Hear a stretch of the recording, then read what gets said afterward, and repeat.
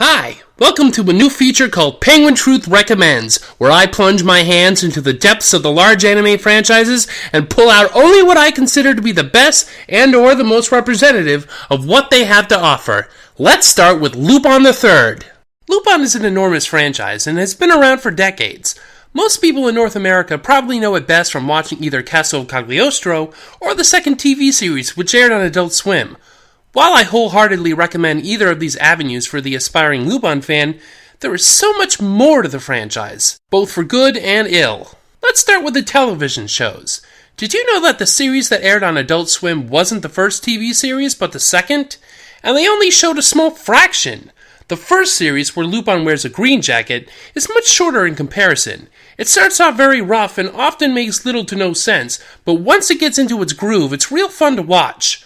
Much of it was also directed by Hayao Miyazaki. It's never been dubbed in English, so if you're afraid of subtitles, maybe skip it.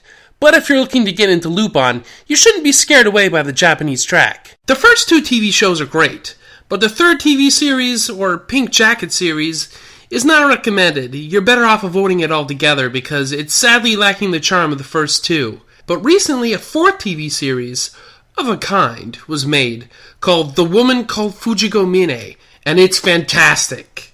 It was written and directed by women, uses Fujiko as its central focus, and has great art and animation by Takeshi Koike. It's very raw in its own right, but gorgeously so. Very cynical and often cruel, but somewhat more thoughtful than previous efforts. You really ought to check it out. An even newer series is coming out this year. There have been a handful of theatrical features too, and if you've missed my Secret of Mamo review for Otaku Evolution, go and watch it. Castle Cagliostro is a given, but what about the others? Well, Golden Babylon is terrible, so avoid it. Farewell Nostradamus is pretty middling overall, but there's some fun scenes that make it worth a watch. Dead or Alive was partially directed by Lupin creator Monkey Punch himself, and I find it to be one of the most underrated entries. Put it on your list. There was also a Lupin and Detective Conan crossover theatrical feature, but who cares?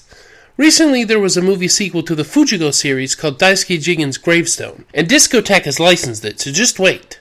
I've seen it already, and trust me, you'll want it, especially if you saw the show. There have been a few OVA features, but the only one you should concern yourself with is the Fuma Conspiracy, or Plot of the Fuma Clan. It's very much reminiscent of Castle Cagliostro, but Lupin's a bit feistier, and Fujiko and Zenigata are more in character. It's a fun little romp, a little over an hour long. It's been dubbed, but it's not a very good one.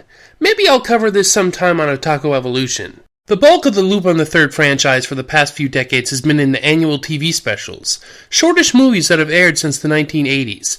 Some of them are quite good. Others, well, in fact, many of them, are just the worst things you'll ever see in the entire series.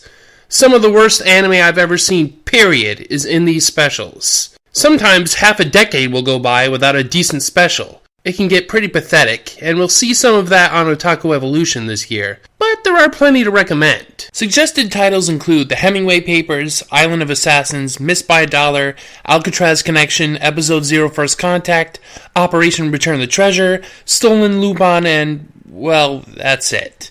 The rest of them are pretty horrible. But I suggest exploring, testing the waters.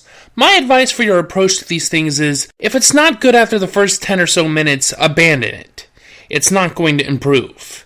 Lupin features tend to be pretty consistently good or bad throughout. Episodes of the TV series, too.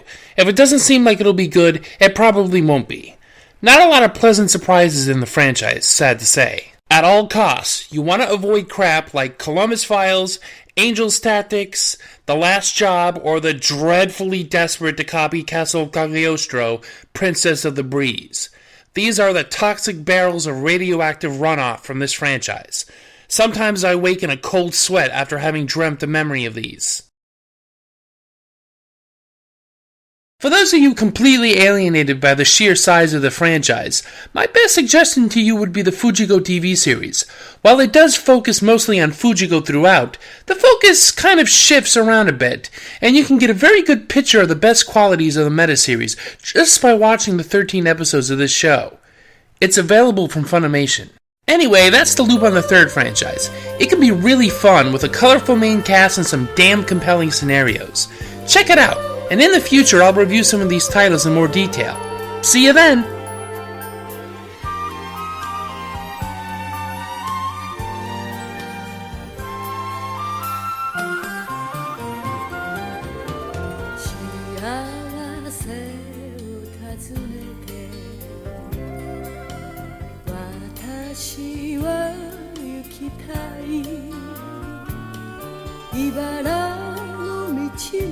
「いてつく夜も二人では」